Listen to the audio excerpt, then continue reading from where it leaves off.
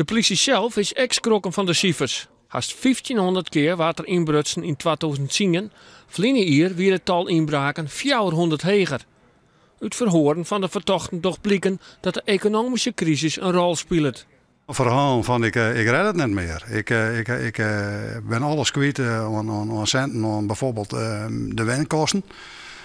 Als je werkloos rijdt en je hebt een dure hypotheek, dan rijd je dingen kwijt. En dat kun je op een gegeven moment niet meer betalen. En dan zeg je, ja, dan is het eigenlijk een noodkreet een noodgreep om nog eens even te zeggen van nou, misschien kan ik het op die manier doen. De politie arresteerde 64 inbrekkers die het uitwinnen op sieraden, laptops, iPads en mobiele telefoons. Om inbraken vat te komen is er in december een project gestart. Daarbij opereert de politie als inbrekker en neemt kwart mee uit wenningen die net op slot zitten. De bewoners hebben haar les geleerd. Die mensen hadden van geleerd van ik moet volle scherper wezen als ik de door even uitgaan, dat ik net zomaar even voortren, maar dat ik even een van heb ik de belangrijke spullen die misschien waardevol zijn, heb ik die aan de kantlijn, heb ik de achterdoor en de voordoor wel goed op slot en dat soort dingen. Daar ben je wel op trekkend. De politie wil meer van de Friezen als alert ziet alleenig. Mensen met een mobiele telefoon wordt vregen om incidenten te filmen en onder de politie trots te gaan.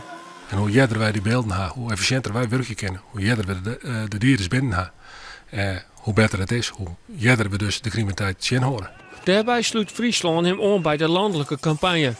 Vrienden hier binnen mij filmpjes tientallen zaken oplost.